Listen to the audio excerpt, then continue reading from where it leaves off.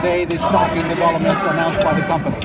Well, Mr. Icahn hasn't talked to the workers since June 30th.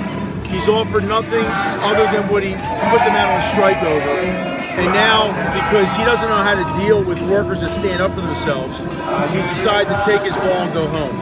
This is playground bully tactics, and I believe that it's not going to work with the workers. What's the next step? Well, they're required to file a Warrant Act notice in 60 days, and they're also required to meet with the committee over the effects of the closing of the property. So there's a lot more to this coming down the road. Is there any way to stop it at this point? Well, Mr. Icahn can stop it anytime he wants. If he would just settle the contract with the same health care everyone else has in the city, then these workers would go back to work. But since he's not willing to do that, and he's not willing to treat workers with respect, he can only treat them when they're on their hands and knees and begging for something, and these workers aren't going to do that, well then Mr. Icahn becomes the bully that he really is. What's the effect of this on the workers here, these thousand or so? Well, the workers, 22 months ago lost everything but their wages. So they're really no different than any worker out in the workforce who's worked for just a paycheck. So they've lost their health care, they've lost their pension, they've lost a half-hour paid meal break.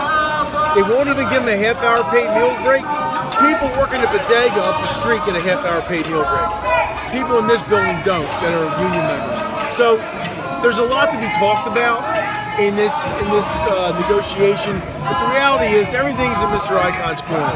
If he wants to keep it open, he can keep it open. If he wants to treat workers with respect, he can treat workers with respect. If he doesn't want to, he can close it. That's not going to change the workers and their strength and their determination to get a contract that they deserve and that they feel is fair.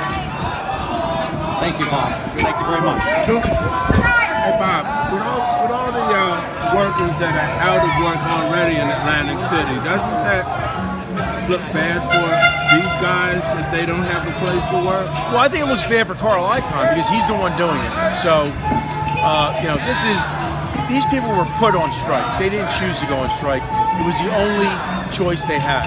And so, no, I don't think that there's other people out of work has anything to do with these folks, because if you look at it, Mr. Icahn's already put 5,000 people out of work since he's come to Atlantic City. He closed the Sands, he closed the Atlantic Club, he closed the Plaza, and now he's going to close the Taj Mahal.